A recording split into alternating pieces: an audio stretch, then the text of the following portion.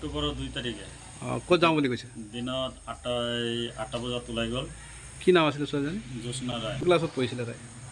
এই first year কৰিছিলে। এই পূজা চাব বুলি কৈছিল, বাচন চাবলৈ বুলি কৈছিল। তাৰপাছত আমি পৰিয়ালৰ চবকেইটা খা খবৰ লৈছোঁ, পোৱা নাই। তাৰপিছত আৰক্ষী থানাত ওচৰত আমি ঘোষণা জনাইছোঁ ৰাতি 9টা বজাত। তাৰপাছত কৈছে হ'ব আমি বিচাৰি দিম বুলি কৈছে। তাৰপিছত আমি ইমান দিন গৈ আছোঁ, 15-16 দিন গৈছোঁ আৰক্ষী থানাত।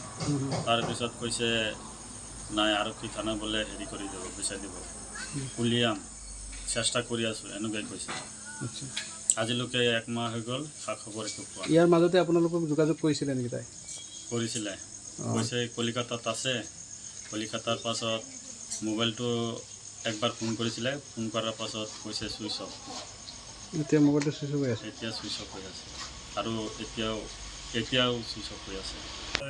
কলিকতা কৈছে একবাৰ ফোন কৰিছিলে। তাৰপিছত তাৰপৰা আমিতো আছে না আছে এইটো ক'ব নোৱাৰিলোঁ। ছোৱালীটো এতিয়ালৈকেও খা খবৰ একো পোৱা নাই। তাৰপিছত ৰাইজে যদি জানে তেতিয়া আমাক জনাই দিব, নম্বৰ দিয়া আছে। আৰক্ষীত জনাইছোঁ, যদি পায় তেতিয়া অলপ বিচাৰ কৰি আমাক জনাই দিব।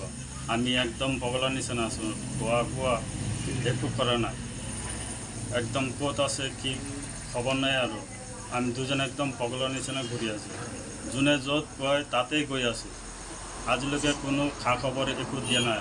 আৰক্ষী থানাতো আমাক একো পাত্তা দিয়া নাই। চিন্তা কৰিব নালাগে, মই চেষ্টা কৰি যাম। ৰাতিপুৱা 9টা গ'লোঁ, ছাৰ নাই। পিছদিনা গ'লোঁ, পিছদিনা গৈ কিনি আকৌ ছাৰে ক'লে যে মই চেষ্টা কৰি আছোঁ নহয় ছাৰ, তোমালোক কেনেকৈ ছোৱালী, মোৰো এনেকৈ ছোৱালী ছাৰ, মই চাই দিম অলপ, কেনেকৈ কৈছে। তাৰপিছত আকৌ মই পিছদিনা গ'লোঁ, আকৌ গ'লোঁ, এনেকৈ কৈ দিয়ে। মই সিদিনা কৈ থাকে, কয় মই বেলেগ কাম আছে বুলি এনেকৈ কৈছে, বেলেগ কাম কৈছে।